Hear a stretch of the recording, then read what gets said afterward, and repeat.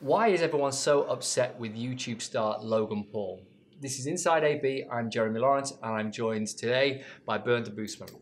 Bernd, in case a few people haven't seen that video or heard about this story, tell us briefly what happened last week.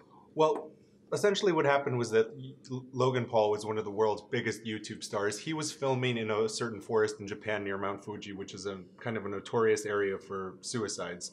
And as luck would have it, he actually came upon the aftermath of what appeared to be a very recent suicide. And then he made, and his team made, a very ill-advised decision to post that video on YouTube. And obviously, given his reach, it went viral very, very quickly, and people were calling it insensitive and disgusting and really questioning the decision-making process that led to that video being broadcast to the world. It was certainly to keep that hat on while you're doing it. And that hat was also a big topic. Now, he was regretful about it. He realized he made a mistake, of course. He was very regretful about it, and I think he meant it. He made a very heartfelt apology on YouTube to his followers. But still, people are quite angry at what happened and the fact that no one said at any point that it was perhaps a bad idea to post this on YouTube. Now, of course, this comes back to the role of this kind of new media, which is instant, versus the established forms of journalism where we have checks and balances, which you wrote about. I did. I think in many cases people criticize traditional media for being a bit slow compared to social media, which is very much instant or even live in some cases. Yeah. But in this case, faster wasn't better. And given the tremendous, huge audience that Logan Paul has, I think maybe some of those rules should apply. For example, I used to cover crime in Mexico, and we would often gather footage of really quite gruesome crime scenes. But there's an editorial process there to decide what's okay to disseminate to the public. In many cases, it wasn't fine.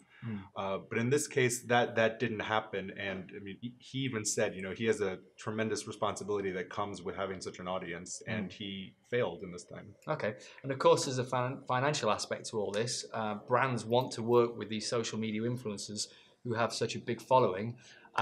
So they've got to get it right as well, so they don't destroy or at least negatively impact their own brands.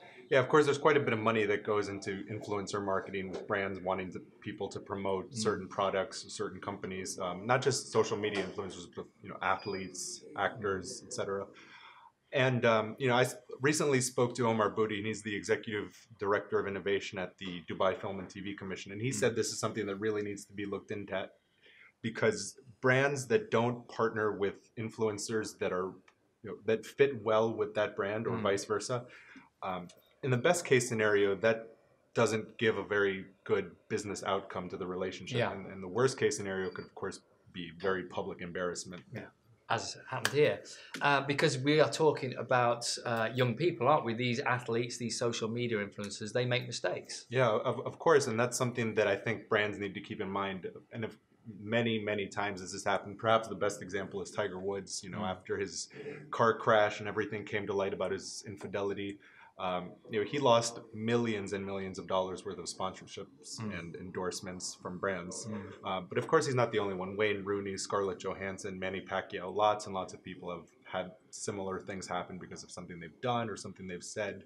So it just goes to show there really are just human beings that make mistakes and sometimes do or say quite stupid things. And that's something that needs to be kept in mind. Okay. So what have we learned from this whole episode in a nutshell? I think what we've learned is that faster isn't better, and given that we live in an age of viral videos, it's very hard to undo a mistake when it can go viral immediately, and that's something that particularly the influencers need to keep in mind.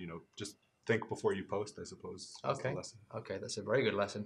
Okay, well, you've been watching today's episode of Inside AB with myself, Jeremy Lawrence, and Bernd Debusmann. Thank you for joining us. Do subscribe to our YouTube channel and join us tomorrow. Bye.